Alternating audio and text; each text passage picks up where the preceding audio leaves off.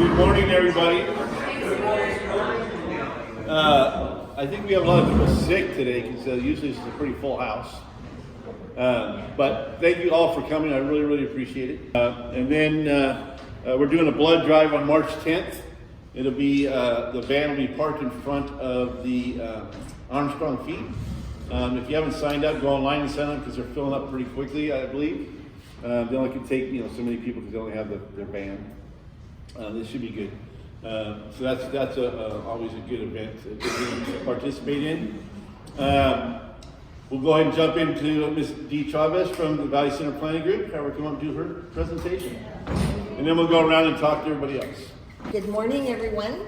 Good morning. Thank you for having me. My name is Dolores Chavez Harms, or Dee, and I am the chair of the Valley Center Community Planning Group. So what is the purpose of planning groups? Well, planning groups, or sponsored groups, are formed in communities of the unincorporated areas for the purpose of advising and assisting the County Director of Planning and Development Services, the Zoning Administrator, the Planning Commission, and the Board of Supervisors.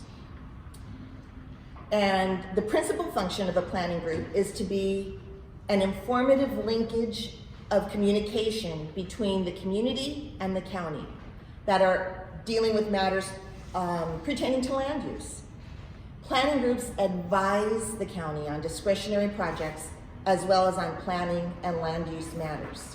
Much to everyone's chagrin, planning group members are not county decision makers. We act in an advisory capacity to the Director of Planning and Development Services, the Zoning Administrator, the Planning Commission, the Board of Supervisors, and others involved in the county land development process. An example of this is ARCO, that's coming in on the corner of Colgrade and Valley Center Road. They originally submitted their Spanish-style architecture to us. And we asked them to change it to more of a ranch farm style because that fits in better with our community. So changing their plans was of expense to ARCO, but because they wanted to be good neighbors and wanted to comply with what our aesthetic theme was in our community, they agreed and they did it. And so we're gonna have a really nice looking ARCO AM/PM. So the strongest aspects of the Valley Center Community Plan are its goals to maintain the integrity of Valley Center's rural character, ensuring future projects maintain consistent with the goals, policies, and recommendations of the Valley Center Community Plan. The weakest aspects are not so much weak as they are difficult to execute, which is managing growth. We are subject to the laws of the state, which require counties to build more housing. But if we want to attract the best and brightest to San Diego County, to Valley Center, we have to provide housing for them.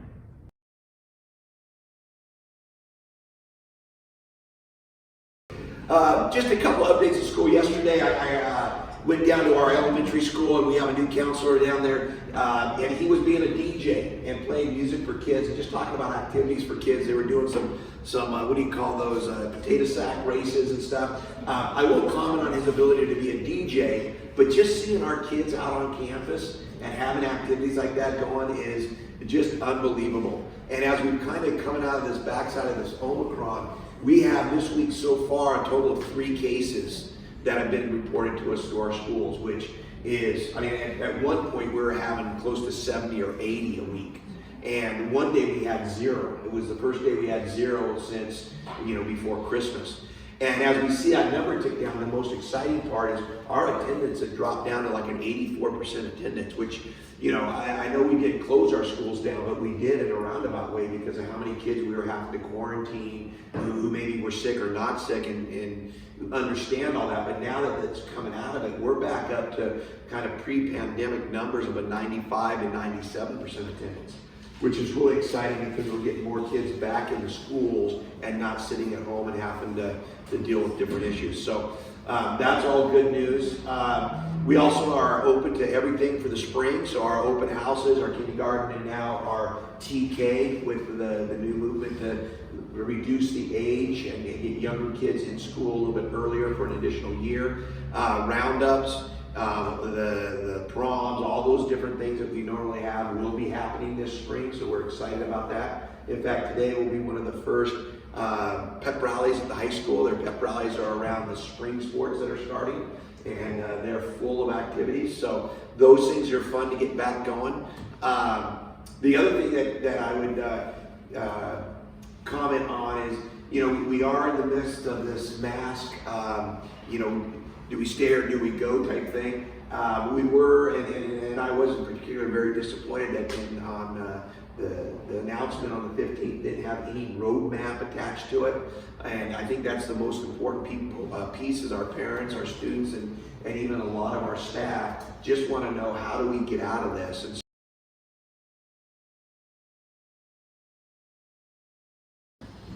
All right, well, we'll start on this side of the room with CAL FIRE and see what's going on these days. Yeah, good morning, everybody. Cody, CAL FIRE. Just a couple points. We're in a short-lived Santa Ana the next couple days as the storms push out, so just be extra vigilant. With the lack of rain, our grass crops are going to cure a little bit sooner than normal. We have a couple thousand acres already right now up by Bishop and Lone Pine that we sent 7 engines from CAL FIRE to join all the regional resources up there. So the kind of a positive thing, it really wasn't affected Valley Center, but on Monday at the Palomar we had a paraglider land up in the tree, 40 feet plus, Chief Shumlin, Chief Napier. They put on a palm tree rescue class a while ago. We had some members that attended it. The rescue was successful. We were able to scale the tree, set up all our anchor systems, attach victim harnesses to the victim, bring him down, no injuries and all that. So testament to our partnership of including and training, that cross training of the resources. So proud day for our agency and obviously for the area that we have the ability to perform these technical rescues. So besides that, it's been pretty quiet in the area. The fire up Bishop in the morning, the one on Laguna would be a good example. Oh yeah, that's a good example of what can happen right now, even though we've had rain. Yeah, a couple weeks ago, over 1,000 acres in Laguna on the beach. So fuels are critically dry. At this time, it's usually weather driven, wind driven. And it's, as far as the fire up in Bishop area, it sounds like as soon as the wind stops blowing, it's as far as it can go out. So we sent our air tankers up from Ramona to assist, and again, we had some overhead folks, and we sent 7 engines out of CAL FIRE.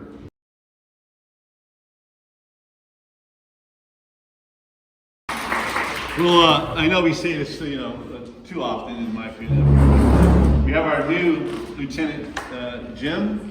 Welcome to the group, and welcome to Valley Center again. Thank you. So I'm Jim Emmerich. I'm the new lieutenant here at the station. I'm replacing Carla, and I know Carla did a really good job of really getting involved in the community, and I hope to continue that theme. So with that, I have figuratively, not literally, I have some big shoes to fill. But I've been on the Sheriff's Department about 25 years. I've worked every North County station, and super happy to be back here. I was here about 6 years ago as a detective sergeant. Worked with Phil and Ron a little bit, and I'm happy to be back and see some familiar faces. I love working in the smaller communities. I also work Fallbrook because everybody knows everybody, and what goes along with that is everybody knows who's doing the bad stuff too. So it makes it a little bit easier for law enforcement. And in that vein, that's why I want to come to as many of these meetings as I can, get involved with the community, be an open door, open phone line, open email to you folks, so you can voice your concerns to me. You're our eyes and ears out in the public, and that helps us do our job. So really nice to meet you, and glad to be here.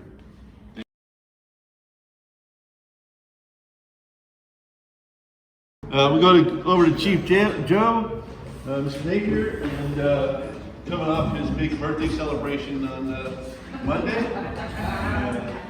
I think he's 55 again.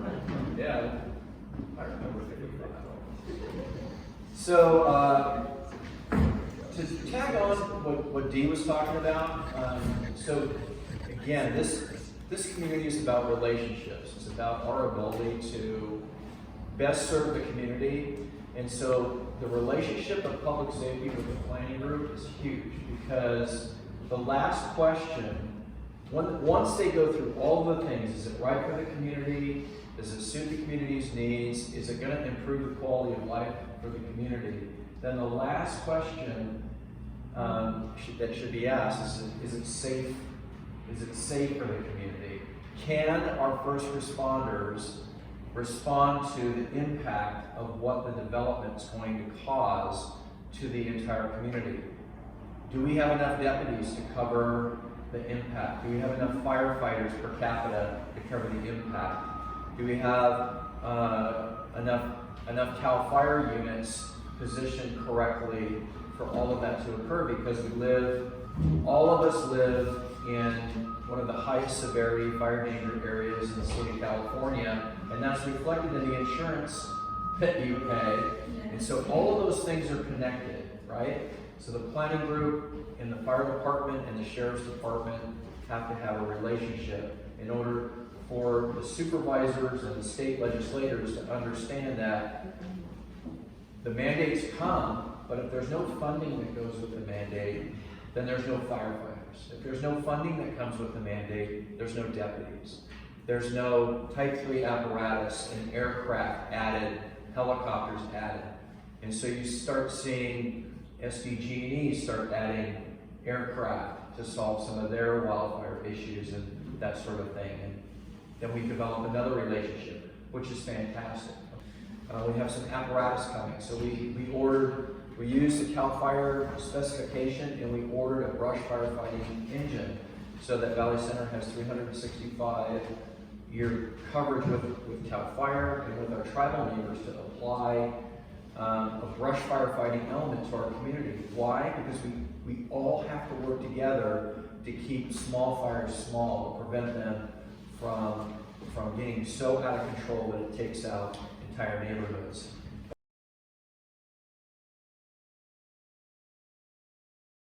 Eric?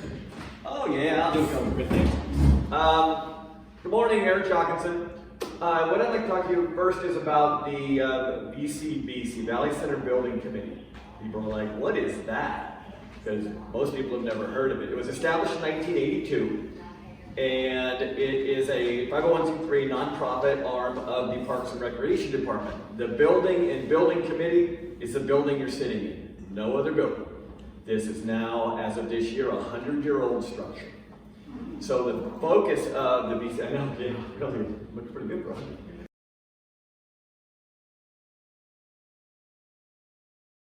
Yeah, so today you'll notice that they're doing a lot of improvements out front. The builder of Park Circle is doing those improvements. I received a notice on Tuesday afternoon that they were going to shut off the water for Thursday, today. And so I had to call the water district to ask them to delay it until about 10 a.m. and they said they couldn't delay it. So they brought in a 500-gallon potable water truck. It's right out front and it's feeding our building and our restrooms today. So shout out to the Valley Center Water District for bringing that in so we could still have this meeting. I appreciate that. We just signed a contract with the Valley Center Stampede Rodeo for a special use at Star Valley Park for the Memorial Weekend. Oh, good. They're going to have their rodeo and they're applying for their community event permit for the Friday and Saturday.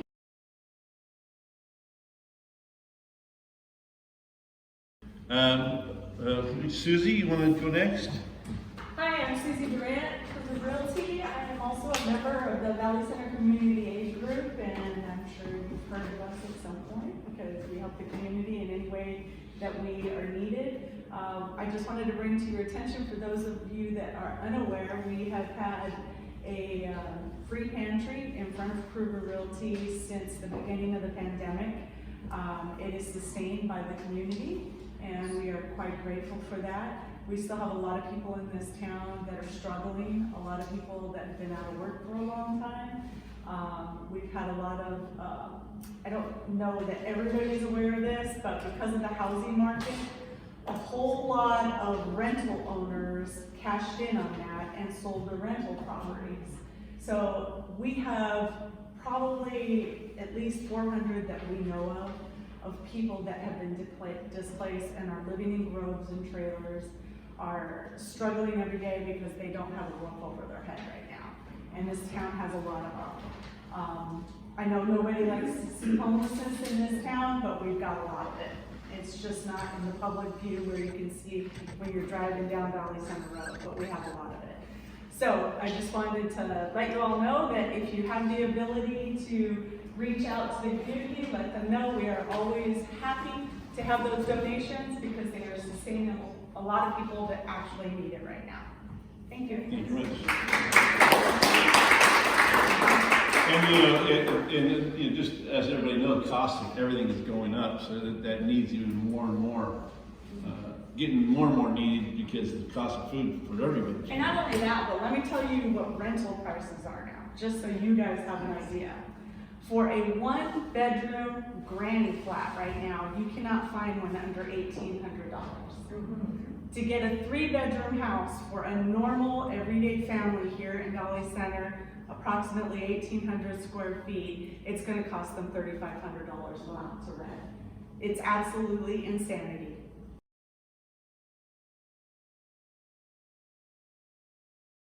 Tom? Oh, sure. Okay, thank you. Okay, Tom Stinson from the Assembly Member Wellness Office. So just a couple of little things. The final deadline to introduce a bill for this entire year is tomorrow. So the next few weeks, we're going to hear an awful lot of bill discussions, probably in the press, as all these bills are being introduced to get assigned bill numbers, and the word gets out about what good and maybe crazy stuff is being introduced in Sacramento. I've got a couple I will go just mention briefly here. Assembly Member Waldron's bills. First one is AB 1597. That would kind of take on Prop 47 from, that was passed in 2014, I can't remember. Anyway, that proposition that was approved by the voters lowered a lot of crimes, property crimes and drug crimes from felony to misdemeanor status. So you can go to stores and steal up to $950 worth of goods every day for the rest of your life, and it never adds up to felony. Wow. And that means these people don't get into the prisons, the court system, so they're never assigned, drug treatment, for example, as part of their probation or as part of their sentence. So it just kind of perpetuates. So this bill would reestablish pre-Prop 47 penalties for those types of crimes. Okay, thanks. I'll talk from a retail, perspective of that whole idea. It is a big problem. Well, I know the manager at Rite Aid, they have this is a weekly problem for them. People come in, grab stuff, and just walk out. They don't chase them. They don't go after them. That's their policies. We do have somewhat of a problem with that, but we tend to keep an eye on anybody coming in the store that I think is, in my regard, suspicious. And I'd stand at the front door. I'd just tell them, you can walk out. I have the number right here for the sheriff. It's ready to dial. It's up to you, or you can just put the stuff down and leave, and I won't do anything. And it happens probably about once. It was happening about once every maybe 6-7 months. Now I've had probably 6 in the last probably 2.5 months. The community, everybody needs to be watching out for everybody else in the community. That's my biggest thing. There's a lot of stuff going on, and unfortunately, it's up to us to stop it. So get out your stuff. And from a law enforcement perspective, without getting into the politics of it, it's really frustrating for our deputies. Should we catch somebody stealing under $950 worth of merchandise from the store, they got to scratch on the site and let them go. So that and the people doing this, they realize that, and they take advantage of the system. So. the system is now, in my opinion, the system now is more in favor of the criminals than it is for the law enforcement guys trying to do it, which makes them, you know, from the guys I talk to, anyway, it makes them less enthusiastic. It's like, you know, having your own job and people cutting their legs shorter and shorter and shorter, pretty soon you can't do your job. So, you know, we need to speak up as a community and start backing our law enforcement guys, in my opinion.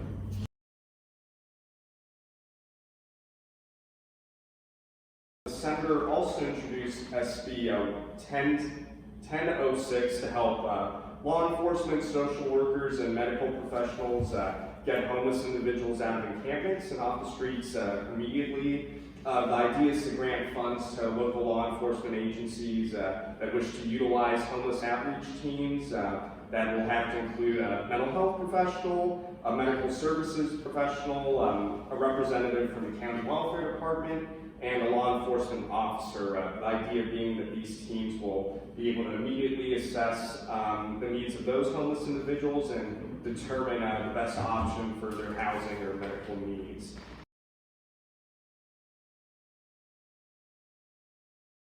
Yep. I want to thank Supervisor Justin's office. He had taken an and was actually there at a event at the Lidwell Center in Escondido 2 weeks ago in conjunction with the county.